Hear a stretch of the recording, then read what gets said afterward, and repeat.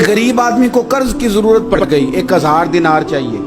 मैं कह चुका हूं कि दिरहम चांदी का होता था, दिनार सोने का। अब 1000 दिनार लेना है। तो जिस बंदे से उसने कहा, अगरचे वो नेक बंदा था, उसने कहा यार 1000 दिनार दे दो। तो कहने लगा कोई गवाह है तेरे पास? वो कहने लगा गरीबों का गवाह कौन होता है?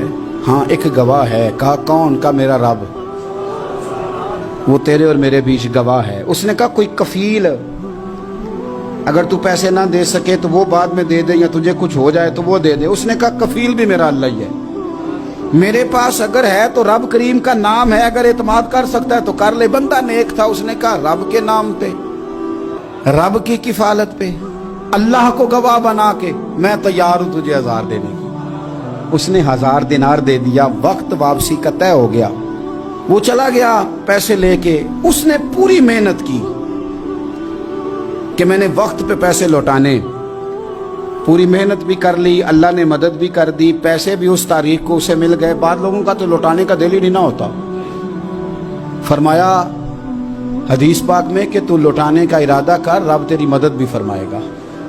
लेकिन यहाँ बहुत सारे लोग कहते हैं खैर है, इरादा ही नहीं। तो फिर जिस तरह का बंदे का गुमान हो, रब भी उसी तरह का मामला फरमाता है। उसने पैसे जमा भी कर लिए और वापस देने को तैयार भी हो गया, लेकिन रास्ता बहरी जहाज का था, कश्ती का था, दरिया के रास्ते वापस आना था। अब वो जब आ गया दरिया के किनारे तो बड़ी कोशिश की, पर वहां उसे कोई कश्ती नहीं मिली। वक्त पे पैसे लौटाने हैं, सफर करना है, अब सवारी मुयस्सर नहीं है। सोच सोच के परेशान था कि मैंने तो अल्लाह के नाम पे लिए।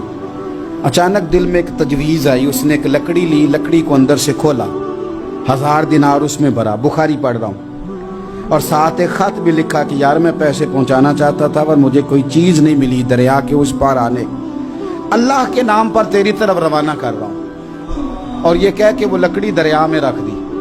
वो लकड़ी डूब गई है, वापस आ गया। वो जिसने पैसे लेने थे वो ऐन मुकर्ररा वक्त पर दरिया किनारे आया।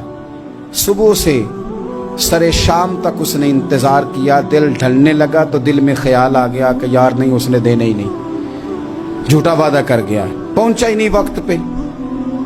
अब जब वापस लौटने लगा तो अचानक दरिया में एक लकड़ी तैरती हुई दिखाई दी।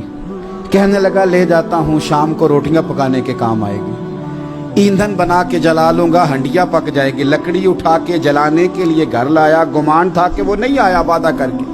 अल्लाह को कफील और वकील बना के और गवाह बना के फिर भी नहीं आया। लकड़ी लेके घर गया, बुखारी है। और जब उसको चीरा ना कि मैं इसकी आग जलाऊंगा, खोला तो अंदर से 1000 दिनार भी निकल आया, खत भी निकल आया।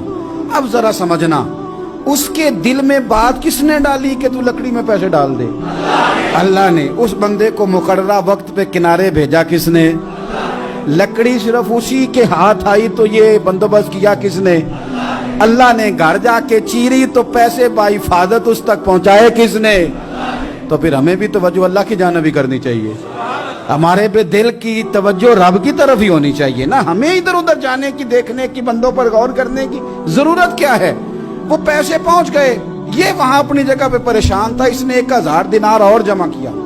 फिर दोबारा एक दिन दरिया किनारे आया, कश्ती मिल गई, बैठ के अपने उस भाई के पास आया। कहने लगा देखना मुझ पर बदगुमान ना होना, पैसे उस तारीख को भी जमा कर लिए थे। दरिया पे आया था पर कश्ती नहीं मिली थी।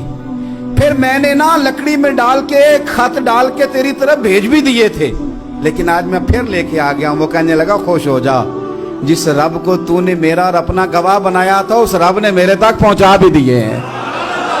जब लोग अल्लाह को गवाह बनाते हैं, रब की जानिब अपनी तवज्जो करते हैं, अपनी चाहतों, ख्वाहिशात और अपनी सारी चिट्ठियां अपने रब करीम की रहमत की तरफ रवाना करते हैं, फिर अल्लाह अपने बंदों को मायूस नहीं करता। अल्लाह अपने बंदों को नवाज देता है। अल्लाह तबारक व तआला अपने बंदों पे करम नवाजी करता है।